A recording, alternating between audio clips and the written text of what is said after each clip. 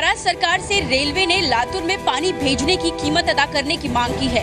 Railway ने महाराष्ट्र सरकार से 4 करोड़ रुपए देने के लिए कहा है।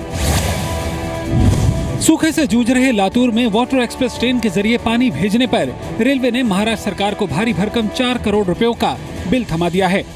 रेलवे का मानना है कि यह एक कमर्शियल एक्टिविटी थी, जिसके लिए स्पेशल ट्रेन भेजी गई थी, इसीलिए महाराष्ट्र सरकार को बिल भेजा गया है।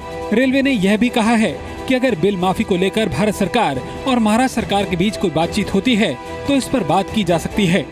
अब तक वाटर एक्सप्रेस ट्रेन से करीब 6 करोड़ 20 लाख लीटर पानी लातूर पहुंचाया जा चुका है। रेलवे ने राज्य सरकार की मांग पर ही 50 टैंकर वाली वाटर एक्सप्रेस ट्रेन की सुविधा लातूर को दी थी। जनवरी 2013 में पहली बार महाराष्ट्र सरकार ने सूखा प्रभावित इलाकों में वाटर ट्रेन भेजने की योजना पर विचार किया था। सूखे से निपटने के लिए यज्ञ से बारिश करवाने का फॉर्मूला सुझाने वाले बीजेपी सांसद वीरेंद्र सिंह मस्त ने अब नया दावा किया है। वीरेंद्र सिंह मस्त का कहना है कि उज्जैन में यज्ञ हुआ है और अब जल्द ही बारिश भी होगी।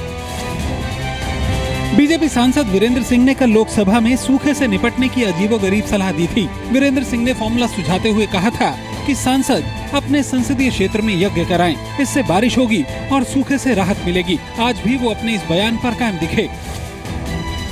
प्रामाणिकता के साथ कहता हूँ कि यज्ञ की परंपरा अपने यहाँ सृष्टि के संरक्षण के लिए और वृष्टि के होने के लिए ही की गई है। इतना ही नहीं, आज तो वो कहते दिखे कि उज्जैन में यज्ञ हुआ है, इसलिए बारिश जल्द होगी। और सिंहस्थ में प्रधानमंत्री जाएंगे, मैं समझता हूँ उसी सनातन परंपरा का हिस्से का निर्वाह कर रहे हैं और उस राजधर्म का निर्वाह कर रहे हैं। हालांकि बीजेपी सांसद के इन बेतुके बोलों पर कांग्रेस ने कहा है कि बीजेपी हवन की बात कर लोगों को गुमराह कर रही है। जब से एनडीए सरकार है, साधु महाराजों का सरकार है, सब साधु वहाँ कुछ भी बोल सकते हैं। उनका क्या है, वो हवन के ऊपर इंटरेस्ट है, मगर सरकार क्या करना उसके ऊपर नहीं बोलते।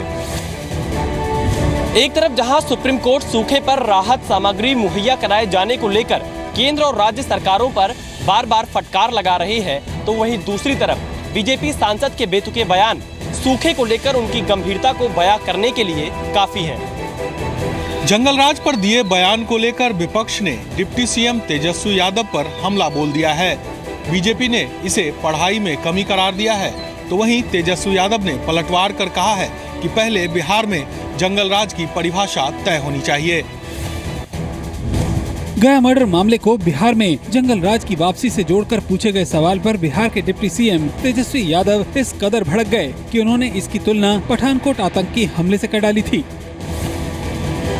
क्या आतंकवादी घुस करके एयरपोर्ट जो सबसे सिक्योर जो बेस है वहाँ अगर घुस जाते हैं तो वो जंगलराज नहीं कहलाता? उनके इस बयान को लेकर विपक्ष ने हमला बोल दिया है। उच्च पदों पर बैठे हुए लोग जब इस प्रकार की मानसिकता से सोचते हैं तो इसमें थोड़ा सा डर लगता है।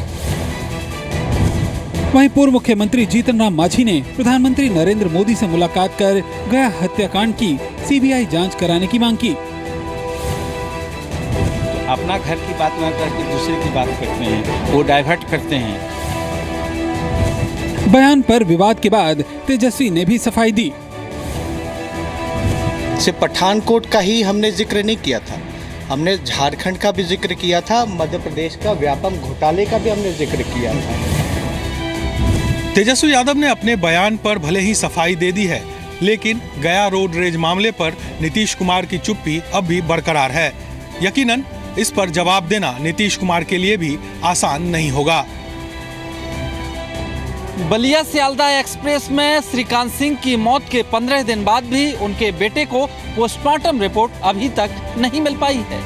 डीआरएम ने इस मामले से अपना पल्ला झाड़ लिया है। हालांकि ट्रेन में मौत की खबर जी न्यूज पर दिखाए जाने के बाद रेल मंत्री ने तत्परता दिखाते हुए जांच कमेटी बना दी है।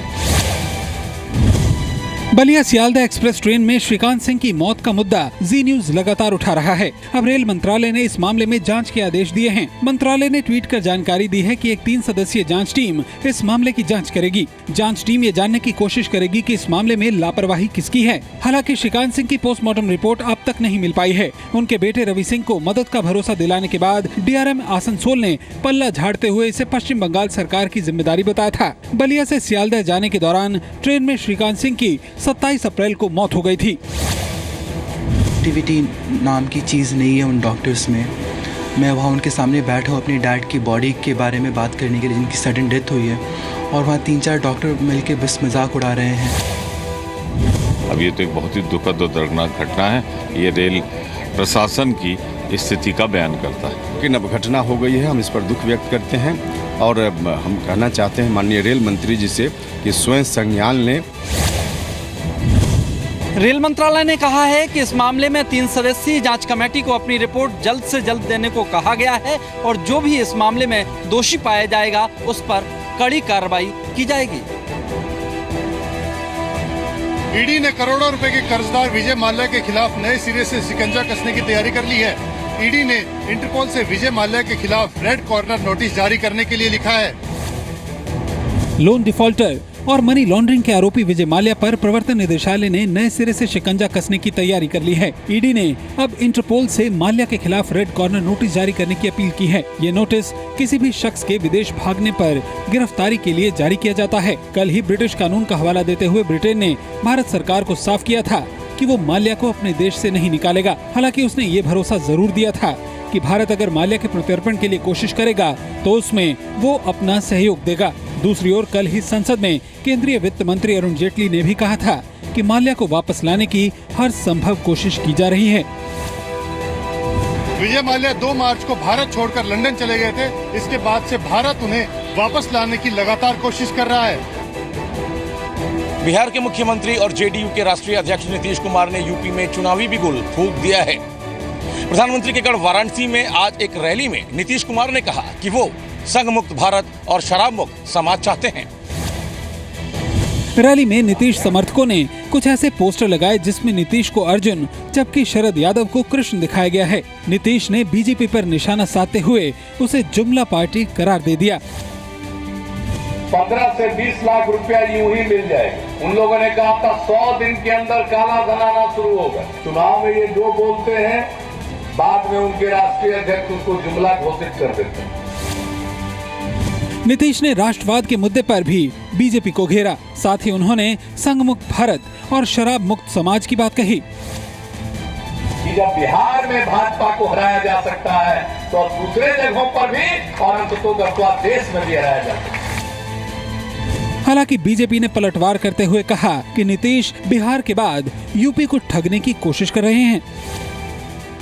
कि नीतीश कुमार जी बिहार की जनता को धोखा दे चुके हैं, गुमराह कर चुके हैं और अब उत्तर प्रदेश के लोगों को गुमराह करने की कोशिश कर रहे हैं। बिहार विधानसभा चुनाव में बीजेपी को मात देने के बाद नीतीश कुमार की निगाहें अब यूपी में मोदी मैजिक को खत्म करने पर है। इसलिए उन्होंने चुनावी रण की शुरुआत प्रधानमंत्री के संसदीय क्षेत्र वाराणसी से की है। उत्तराखंड में फ्लोर टेस्ट में बीजेपी को मिली करारी हार के बाद शिवसेना ने बीजेपी पर बड़ा हमला बोला है। शिवसेना ने अपने मुखपत्र सामना में लिखा है कि जनता ने दोधारी तलवार राज करने को दी है, ना कि नाक कटाने के लिए।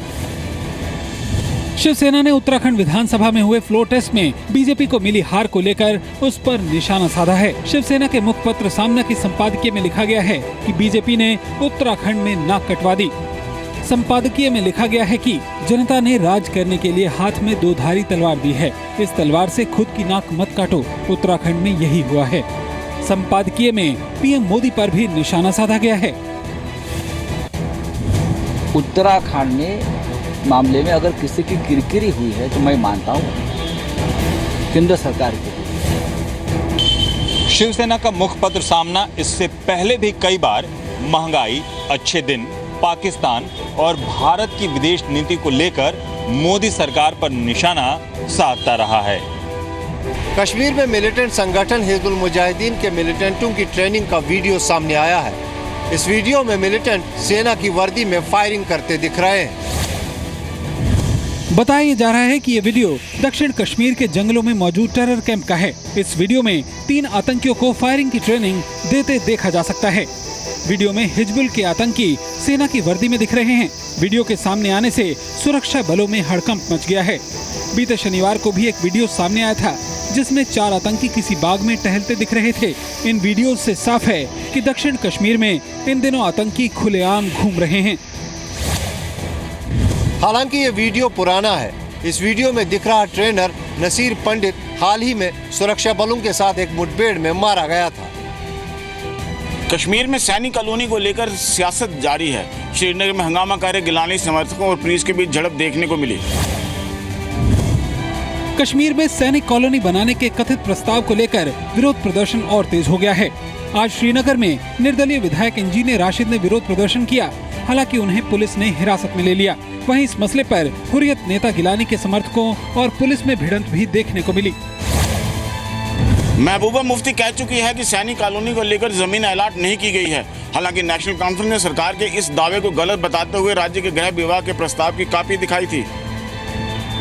मुंबई की हाजी अली दरगाह में महिलाओं की एंट्री को लेकर आंदोलन कर रही तृप्ति देसाई ने दरगाह ट्रस्ट को धमकी दी है कि अगर 15 दिन में महिलाओं को इजाजत नहीं मिली तो आंदोलन किया जाएगा। हालांकि वो आज गुपचुप तरीके से दरगाह के उस हिस्से तक पहुंची जहां तक महिलाओं को जाने की इजाजत है। धार्मिक परिसरों में महिलाओं की एंट्री के लिए आंदोलन कर रही भूमाता ब्रिगेड की अध्यक्ष तृप्ति देसाई आज सुबह अचानक हाजी अली की दरगाह पहुंची। तृप्ति ने दरगाह में एंट्री की, लेकिन उन्हें सिर्फ वहीं तक एंट्री मिली जहां तक महिलाओं को जाने की इजाजत है। हालांकि बाद में तृप्ति ने दरगाह ट्रस्ट को चेतावनी दी कि अगर अगले 15 दिन में दरगाह में महिलाओं को एंट्री नहीं मिली तो आंदोलन होगा। जो पाबंदी ट्रस्टियों ने की है वो जल्द से जल्द हट जाए और सम्मान पूर्वक मजार तक महिलाओं को प्रवेश मिले। वहीं जमीयत उलेमा ने कहा कि तृप्ति दखलंदाजी करना बंद करे और घर बैठे। वो मुल्क में बदअमनी ना फैलाए, बम्बई के अमन को बर्बाद ना करे, कि वो घर में बैठे मुसलमानों के मसाइल में वो मुदाखलत नहीं करे। मुसलमानों का पर्सनल अल्लाह है। उधर AIMIM ने तृप्ति देसाई को चुनौती देते हुए कहा कि अगर उनमें हिम्मत है तो वो पारसी मंदिर में जाकर दिखाएं। कि वो पारसी का जो टेम्पल है जहाँ पर पारसियों के अलावा किसी और को जाने की इजाजत नहीं है, वहाँ पर भी वो जाएं, जरा इसी तरीके से चैलेंज देके जाएं। कुछ दिन पहले तृप्ति देसाई ने दरगाह में एंट्री करने की कोशिश की थी, लेकिन भारी विरोध की वजह से उन्हें बैरंग वापस लौटना पड़ा।